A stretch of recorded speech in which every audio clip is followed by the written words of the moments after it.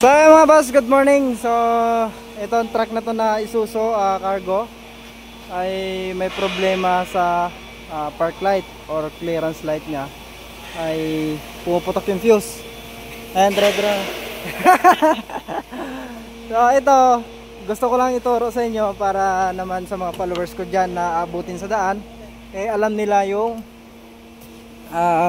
gagawin kung saan sila magsisimula. Ito yung fuse ng clearance light niya.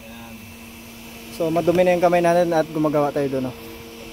So bunutin ko na muna to. Walang ilaw to.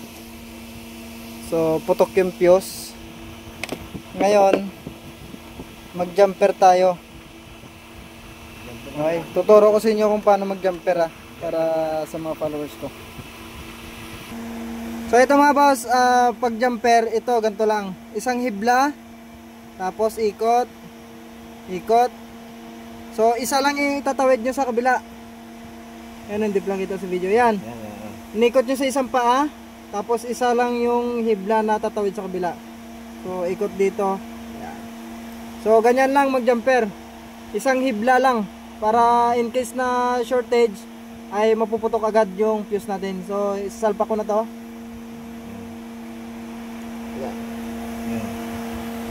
Lang, buksan mo yung ilaw doon.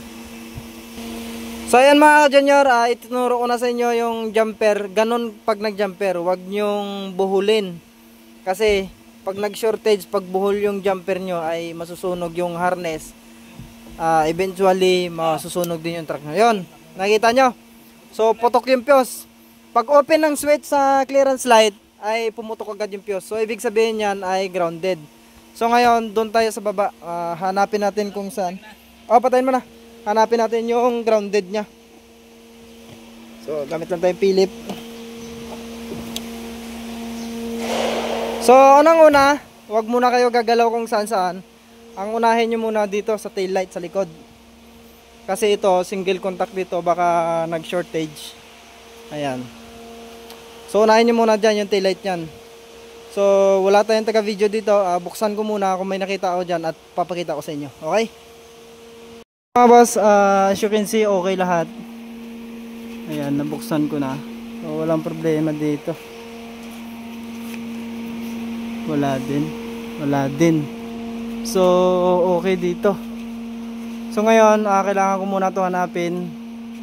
Dahil wala tayong taga video at saka isa pa, gamitin ko yung flashlight ko sa kasi susuot ako sa ilalim. Papakita ko na lang mamaya kung saan siya nag-grounded. Okay?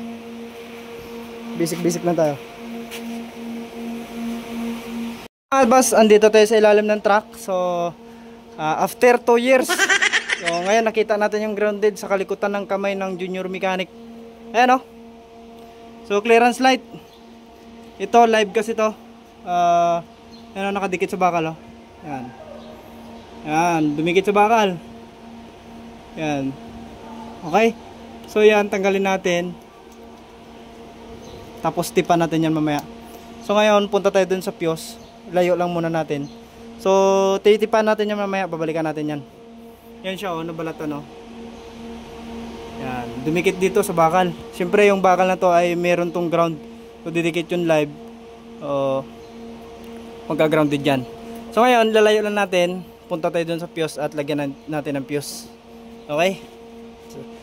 So, dito tayo sa ilalim mo. Lagyan natin ng fuse. Ayan. Ito yung clearance light yan. Lagyan natin. So, switch on. Yon. So, hindi pumutok yung fuse. Tignan natin kung may ilaw na dito yung mga tail light nya. Or clearance light. Ayun. Umilaw na. Diba?